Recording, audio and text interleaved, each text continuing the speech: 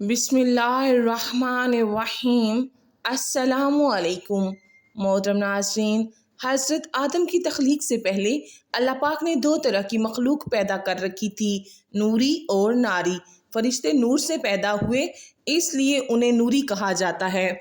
फरिश्ते शादी नहीं करते और ना ही उनकी नस्ल बढ़ती है, जबकि नारी वो मखलूक थी जिसे अल्लाह पाक ने आग से पैदा किया, जिन्हें हम जिन्नात के नाम से जानते हैं। तारीख इब्ने असाकर, इब्ने खल्दून और दर्जनों रवायात में है कि सबसे पहले समऊन जिनको आग से पैदा किया गया, उससे जोड़े में एक लड़की को भी पैदा किया अल्लाह पाक ने। समऊन ने उस लड़की से शादी की, उनकी नस्ल में बड़ी तेज़ी के साथ इजाफा हुआ और देखते ही देखते उनकी नस्ल पूरी ज़मीन पर फैल गई। मोहतरम नाजरीन, ये याद रहे कि नूरी मखलूक आसमानों में रहती थी और नारी मखलूक का बसेरा ज़मीन पर था। जब अल्लाह ने जिन्नात को पैदा किया था तो शुरू में ये भी फरिश्तों की तरह अल्लाह के ताबेदार रहे और अल्लाह की इबादत भी करते रहे। फिर वक़्त के साथ साथ उनमें सरकशी गालिब आने लगी। इस वजह से ये मखलूक अल्लाह ताला की नाफरमान मखलूक बन गई। जिनों में से एक जलीबा नामी जिन था। जलीबा की शादी तबलीस से हो गई। ये दोनों बहुत ही ताकतवर और जसामत में काफ़ी बड़े थे। जलीबा की शक्ल बबरशेर से मिलती थी और उसकी बीवी की शक्ल भेड़िए जैसी थी। उन मियाँ और बीवी से बड़े बड़े जिन खौफजदा थे। जलीबा और तबलीस को एक लड़का हुआ जिसका नाम उन्होंने अज़ाज़ील रखा। ये लड़का भी अपने वालिदैन की तरह बड़ा ताकतवर बन गया। आदम अलैहिस्सलाम की तख्लीक से 50,000 साल पहले ज़मीन पर जिनों का अरूज था। उन्होंने हर तरफ तबाही मचाना शुरू कर दी। अल्लाह ताला ने अपने फरिश्तों को हुक्म दिया कि ज़मीन पर जाओ और नारी मखलूक को मेरा हुक्म दो, अगर वो ना माने तो उनसे जंग करो। फरिश्तों ने जिनों को अल्लाह ताला का हुक्म दिया कि तुम ज़मीन पर फितना फसाद ना फैलाओ, तो नारी मखलूक ने फरिश्तों की बात मानने से इनकार कर दिया। फरिश्तों ने अल्लाह ताला के हुक्म की तामील की। इस तरह नूरी और नारी मखलूक के दरमियान बहुत बड़ी जंग हुई। इस जंग में फरिश्तों ने बड़े बड़े जिनों को हिलाक कर दिया, जिसमें अज़ाज़ील के वालिदैन यानी जलीबा और तबलीस भी हलाक हो गए। जो बच गए उनको कैद कर लिया गया। उन कैदियों में अज़ाज़ील भी मौजूद था। अल्लाह ताला ने हुक्म दिया कि अज़ाज़ील की बेहतरीन परवरिश की जाए। फरिश्तों ने अज़ाज़ील की बेहतरीन परवरिश की, उसको इबादत करने के बेहतरीन तरीके से हमकनार किया, जिसकी वजह से अज़ाज़ील फरिश्तों का बहुत बड़ा आलिम बन गया। उसके पास बेशुमार इल्म हो गया। ये हर वक्त अल्लाह ताला की इबादत में मशगूल रहा करता था। अल्लाह ताला ने उसको फरिश्तों का मुअल्लिम मुकर्रर कर दिया था। अज़ाज़ील फरिश्तों को बड़ी बड़ी देर तक खताब दिया करता था। हज़रत कहब बिन अखबार रज़ी अल्लाह ताला अन्हु फरमाते हैं, अज़ाज़ील 40,000 साल तक जन्नत का खजानची रहा था। 80,000 साल तक फरिश्तों के साथ रहा। 20,000 साल तक वो फरिश्तों को तालीम व तरबियत देता रहा। उसका मुकाम अल्लाह ताला की बारगाह में बहुत वसी हो गया। हज़रत जिब्राईल अलैहिस्सलाम, मिकाईल अलैहिस्सलाम, इसराफील अलैहिस्सलाम, इज़राईल अलैहिस्सलाम भी उसके शागिर्दों में से थे। अल्लाह ताला हर चीज़ पर कादिर है। उसको हर चीज़ के बारे में इल्म होता है कि ये बंदा क्या करने वाला है, क्या बनेगा।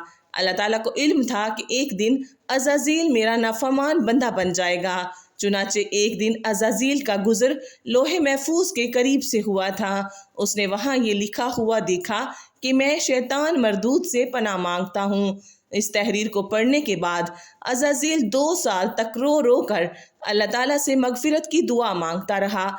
एक दिन अज़ाज़ील अल्लाह ताला की बारगाह में हाजिर होकर कहने लगा, ए अल्लाह, शैतान मरदूद कौन है जिससे पनाह मांगी जा रही है? अल्लाह ताला ने अज़ाज़ील को फरमाया, एक बंदा है जिसको मैंने हर नेमतों से नवाजा होगा, वो एक दिन मेरी नाफरमानी पर उतर आएगा, इसलिए वो शैतान मरदूद बन जाएगा।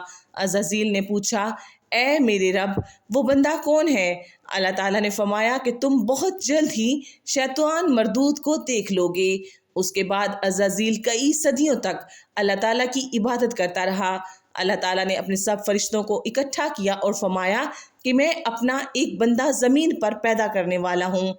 फरिश्तों ने जवाब दिया, ए अल्लाह ताला, ये बंदा ज़मीन पर जाकर फिसाद फैलाएगा, हम तो हर वक्त तेरी इबादत करते हैं। अल्लाह ताला ने फरमाया कि जो मैं जानता हूँ वो कुछ तुम्हारे इल्म में नहीं है। اللہ تعالیٰ نے زمین کے ہر حصے سے مٹی منگوائی جس سے حضرت آدم علیہ السلام کا پتلا پیدا کیا، تو اللہ تعالیٰ نے حضرت آدم علیہ السلام کے پتلے کو 40,000 سال تک ویسے وہیں رکھا تھا، اس میں جان نہیں ڈالی۔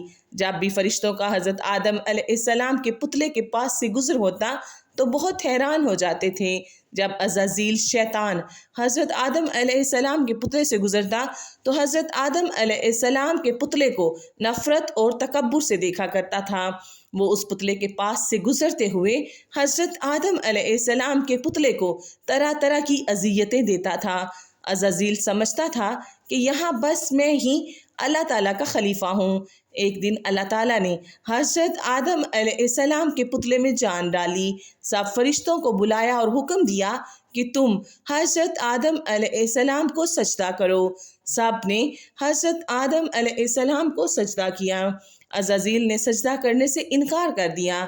عزازیل کہنے لگا، میں آگ سے بنا ہوں اور حضرت آدم علیہ السلام آگ سے بنائے گئے، میں تو اس بندے سے افضل ہوں، میں اس کو سجدہ کیسے کر سکتا ہوں؟ یہ بات سنتے ہی اللہ تعالیٰ نے عزازیل کو فرمایا، یہاں سے نکل جا، تو شیطان مردود ہو چکا ہے۔ اللہ تعالیٰ کا حکم سن کر عزازیل کو یقین ہو گیا تھا کہ میں ہی شیطان مردود ہوں۔ جب عزازیل شیطان مردود بن گیا تو اس نے اللہ تعالیٰ سے قیامت تک زندہ رہنے کی مہلت مانگی، تو اللہ تعالیٰ نے اس کو قیامت کے دن تک زندہ رہنے کی مہلت دے دی۔ شیطان مردود نے کہا، اے اللہ، میں تیرے بندوں کو ہر طرح سے تیرے حکم کی نافرمانی کی طرف لے کے جاؤں گا۔ بہت تعداد میں تیرے نیک بندے میری بات مان کر تیری نافرمانی میں اتریں گے اور گناہوں کی طرف مائل ہو جائیں گے۔ تو اللہ تعالیٰ نے شیطان مردود سے فرمایا، تو میرے بندوں کو بھٹکائے گا، میری رحمت بہت ہی وسیع ہے، میں ان کو معاف کر دوں گا۔ اس طرح عزازیل اللہ تعالیٰ کی نافرمانی کر کے شیطان مردود بن گیا تھا۔ اللہ تعالیٰ نے شیطان مردود کے گلے میں لعنت کا طوق قیامت تک کے لیے ڈال دیا۔ اس طرح شیطان مردود اللہ تعالیٰ کی رحمت سے دور ہو گیا۔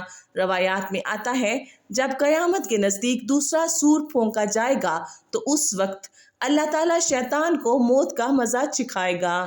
اس کے بعد شیطان مردود کو ہمیشہ کے لیے جہنم کی آگ میں داخل کر دیا جائے گا۔